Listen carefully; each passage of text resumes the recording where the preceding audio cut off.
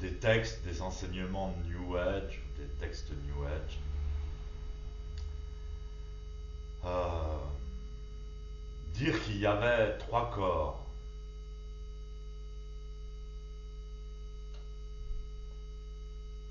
Ce qu'on appelle le corps émotionnel.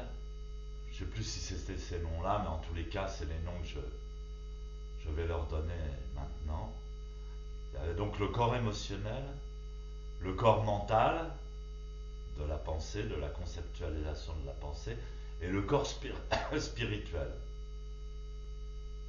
Alors, j'ai trouvé ça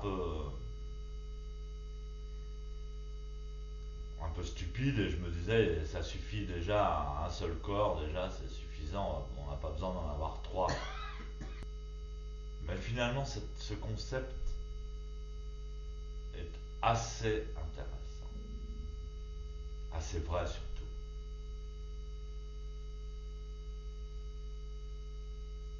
Et donc notre corps le plus basique, c'est le corps émotionnel. C'est-à-dire que notre cerveau et notre corps entier est capable de créer en une fraction de seconde des substances d'une puissance terrible. On peut, par exemple, on pourrait euh, mourir en quelques secondes empoisonné par les substances que notre propre cerveau ou corps euh, peuvent sécréter en un instant. On pourrait même prendre feu, brûler notre corps, c'est déjà arrivé, des combustions spontanées.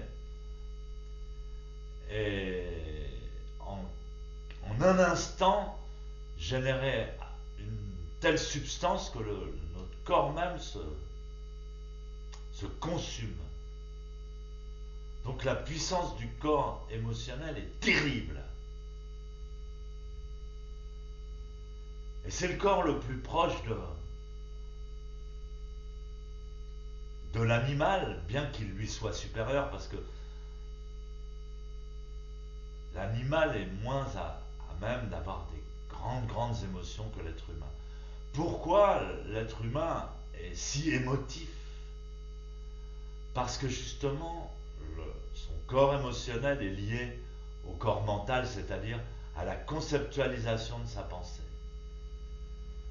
Donc il va créer des substances chimiques à partir même de la conceptualisation de ses pensées. C'est comme si on allait au cinéma et qu'en plus de l'image kinémascope, on avait l'odeur et le goût dans la bouche et certaines sensations.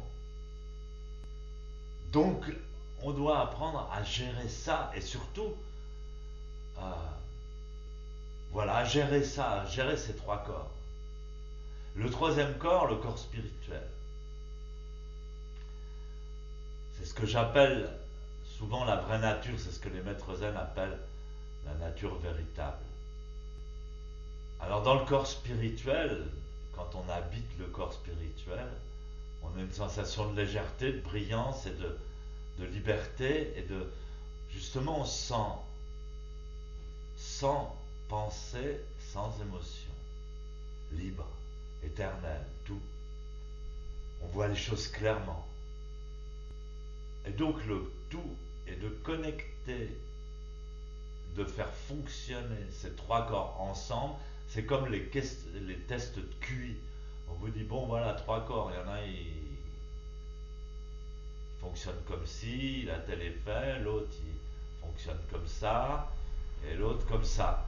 Dans quel sens devez-vous les mettre pour qu'ils fonctionnent correctement et qu'ils se complémentarisent les uns les autres? Le tout, c'est une question d'être informé. Voyez. Si par exemple un jour vous avez une dépression terrible, ou même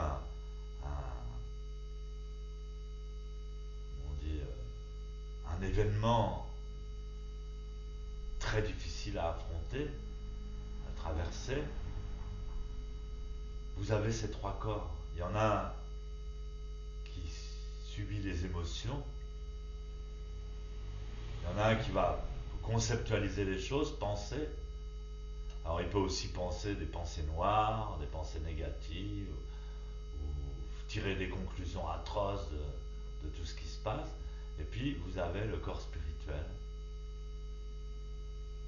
qui regarde toujours avec un petit sourire, tranquille, qui regarde les choses.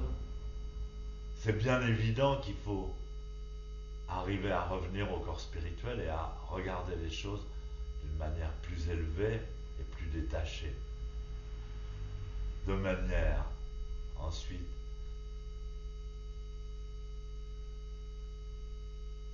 à canaliser la pensée comme on le souhaite, de manière à créer soi-même des émotions positives qui ne vont pas nous empoisonner ni nous tuer en quelques semaines ou en quelques mois. Et donc la caractéristique de ces trois corps, c'est qu'ils sont tous les trois illusoires. Mais comme la vraie nature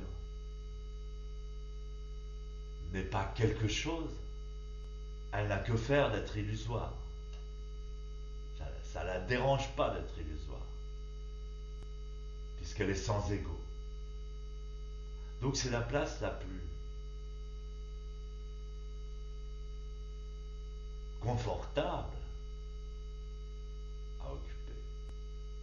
La pensée, il suffit d'arrêter de penser, tout s'évanouit, il n'y a aucune pensée qui n'a jamais existé. L'émotion, aussi puissante soit-elle, parce qu'elle est d'une puissance incroyable, le corps émotionnel, c'est terrible. C'est pas un shoot d'eau de javel qu'on se fait, c'est pire. Par la peur, par la tristesse, par l'angoisse, par l'envie, le désir, par la haine. Ah bah, on fera mieux de savoir s'en détacher et de se dire que c'est totalement illusoire aussi, parce que c'est tellement puissant.